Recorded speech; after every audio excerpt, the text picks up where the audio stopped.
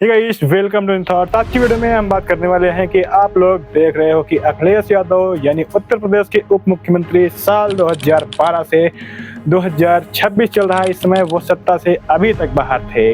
इसका क्या कारण हो सकता है, हम उसी कारण पे आज बात करने वाले हैं कि इसका हम 10 कारण गिनवाने वाले हैं कि अखिलेश यादव 2012 से अभी तक सत्ता से क्यों दूर थे। इसका पहला रीजन तो है कि उनकी पारिवारिक कलह और पारिवारिक कलेश।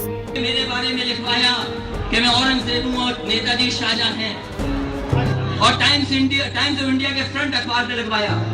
और ये आशु मलिक ये झूठ है। मुख्यमंत्री झूठ बोल रहे हैं। मुख्यमंत्री झूठ, मैं नहीं बोलूंगा। इसका एक ही कारण है कि सबसे पहले कि वो शिवपाल यादव के हाथों से माइक छीन लिए थे।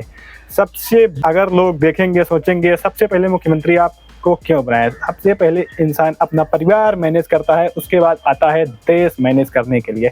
तो अखिलेश यादव जब अपना परिवार ही नहीं मैनेज कर पाए, 2016 की बात है कि एक अखिलेश यादव यानी सपा पार्टी, जितनी बार भी हम बोलें कि अखिलेश यादव या एसपी का नाम ले, आप लोग समझ लीजिएगा हम इस समय समाजवादी पार्टी की बात कर रहे हैं। तो चलिए हम अपनी डॉक्यूमेंट्री यहीं से शुरू करते हैं। फर्स्ट स्टेप ये है कि अखिलेश यादव 15 मार्च सन 2012 को वो इस समय उत्तर प्रदेश के मुख्यमंत्री बने। उत्तर प्रदेश की मुख्यमंत्री बनने के बाद उनका एक नारा चला था कि काम बोलता है, काम बोलता है, काम बोलता है। वो आप लोगों ने देखा कि अखिलेश यादव के काम किस तरीके से बोलता है। वो हाईवे बनाने की नीति में तो नंबर 1 पे थे, लेकिन वो कानून व्यवस्था नहीं बना पाए। अतीक अहमद और मंडेला के खिलाफ जो मुकदमे थे, भाई आपको भी पता है, और आपके खिलाफ जो मुकदमे हैं वो बिल्कुल अलग हैं। राजू पाल की हत्याकांड हो, गेस्ट हाउस कांड में मायावती को मारने का मामला हो, आप फरारी काट चुके हैं। तो ऐसे में आप अगर सांसद बन जाते हैं तो आपको ये डर नहीं लगा रहेगा कि एक पांव संसद में होगा, दूसरा पांव जेल में होगा?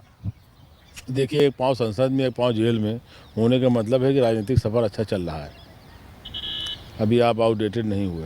मुख्तार अंसारी जैसे गुंडे धुरंधर उनकी पूरी कानून व्यवस्था ध्वस्त कर दे रहे। लोग देख सकते हो कि अखिलेश यादव की इतनी गंदी नीति के कारण, अखिलेश यादव की इतनी गंदी और नीच हरकत के कारण मायावती उनसे 25 साल तक दूर रही। 25 साल दूर रहने के कारण सिर्फ अखिलेश यादव हमेशा मायावती के ऊपर बोलते रहते कि मायावती यहाँ गलत है, मायावती वहाँ गलत है। उसके बाद अखिलेश यादव यानी बुआ और बबुआ का गठबंधन होता है सन 2019 में। सन 2019 ताज होटल में अखिलेश यादव का गठबंधन होता है। वहां से बुआ और बबुआ साथ में आते हैं। साथ में आने पे पूरे देश में उस समय बीजेपी की लहर चल रही थी। साथ में आने का एक ही कारण था कि कहीं ना कहीं से बीजेपी का कमर तोड़ा जाए, लेकिन वो सब मिल करके बीजेपी का कमर नहीं तोड़ पाए। आप लोग देख सकते हो कि वो इस समय ताज होटल में बैठ करके मायावती के साथ अनाउंस करते हैं कि मायावती, सपा, बसपा, कांग्रेस यानी तीन पार्टियां मिलकर के बीजेपी को हराएंगी। उसके बाद भी बीजेपी को नहीं हरा पाए।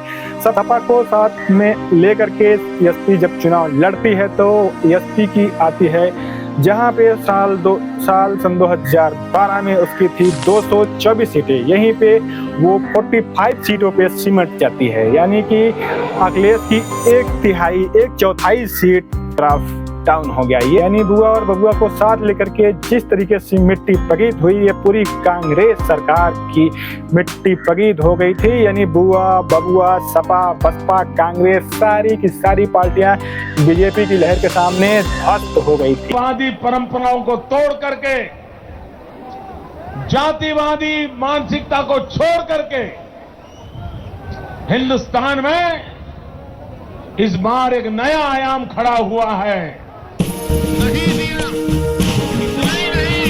मोदी ने विकास का नारा दिया था, उस नारे पर लोगों ने यकीन किया और मोदी को इतना बड़ा समर्थन दिया। ये पिछले 25 साल में किसी भी नेता को नहीं मिला।